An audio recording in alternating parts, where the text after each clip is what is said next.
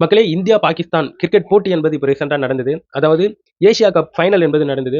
So அந்த ஃபைனல்ஸ்ல வந்து ஏகப்பட்ட விஷயங்கள் நடந்ததுங்க. உலக கிரிக்கெட் வரலாற்றிலேயே இது போன்ற நிகழ்வுகள் வந்து நடந்திருக்காதுங்க. அது போன்ற ஒரு சம்பவம் தான் இப்போ ரீசெண்டாக நடந்தது. அதாவது ராஃப் அப்படிங்கிற ஒரு பவுலருங்க. அவர் வந்து பவுண்டரி லைன்ல நின்னுகிட்டு ஏகப்பட்ட சைகைகள் மூலமாக நம்ம இந்தியாவில் வந்து என்னென்ன நடந்ததோ அதெல்லாம் வச்சு ஒரு மாதிரியா ஒரு பாணியில் அவர் வந்து பண்ணியிருந்தார் சைகைகளின் மூலமாக. ஸோ இவர் வந்து பவுலிங் வந்து செம்மையா போடுறாருப்பா, இந்திய வீரர்களை வந்து ஈஸியா விக்கெட் எடுக்க போறாரு அப்படிங்கிற ஒரு ஒரு விஷயத்த வந்து சொல்லிட்டு இருந்தாங்க. பட் அவர் போடுற பால நம்ம ஆளுங்க அடி பொளந்து எடுத்து தூக்கி தூரமா அடிச்சு தள்ளிட்டாங்க. அதே சமயத்துல அவர் ராஃப் அப்படிங்கிற அந்த நபர் செய்கைலாம் காமிச்சார் இல்லையா, அவர் உள்ள இறக்கி விட்டாங்க அந்த நபரை பேட்டிங் பண்றதுக்கு. அந்த சமயத்துல நம்மளுடைய பும்ரா அவர்கள் வந்து பவுலிங் போட்டாரு. ஸ்டெம்ப் கிம்ப் எல்லாம் பிரிச்சு விட்டாரு பவுலிங்கின் மூலமாக. அந்த சமயத்துல நம்மளுடைய பும்ரா அவர்கள் வந்து செலிப்ரேட் பண்ணாரு பாருங்க. பயங்கரமான ஒரு செலிப்ரேஷனா இருந்தது. அதாவது நம்ம வந்து பிரம்மோஸை வச்சு அவங்களுடைய சில இடத்தெல்லாம் அடிச்சோம் பாத்தீங்களா, அது போன்ற ஒரு செய்கையை வந்து பண்ணி காமிச்சாரு.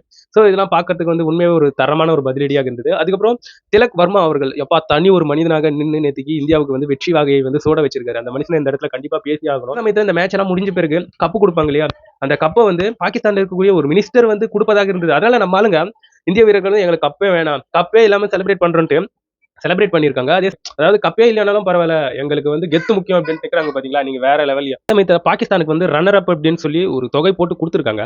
ஸோ அந்த பேனரை வந்து தூக்கி தூரமா போட்டு போறாரு அந்த வீரர். இது என்ன மாதிரியான மனநிலைமைன்றதே புரியலங்க. உனக்கு வேணானா விட்டுரு, அதை வந்து அடுத்தவங்களை உதாசனப்படுத்துறது ஒரு தவறான ஒரு விஷயம். இந்தியா கப்பு நாங்க வாங்க மாட்டோம், அவங்க கையால வாங்க மாட்டோம் அப்படின்ட்டு தனியா நின்ட்டாங்களே, இதுதான் முறை. அதை விட்டு அதை வாங்கிட்டு தூக்கி போடுறதெல்லாம் முன்னாடியே எல்லாம் சரி கிடையாது. அதுவும் இல்லாம சிரிச்சுக்கிட்டே வராரு அந்த நபர்.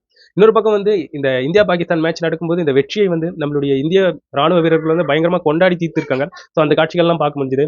இந்த மேட்ச்ல வந்து நிறைய சுவாரஸ்யமான சம்பவங்கள் வந்து நடந்திருக்குங்க. ஸோ அவ்வளோ இருக்கு, பேசிக்கிட்டே இருக்கலாம். எனிவே நீங்க என்ன நினைக்கிறீங்கன்றதை என்னோட கமெண்ட் செக்ஷன்ல பதிவிட்டுட்டு போயிடுங்க.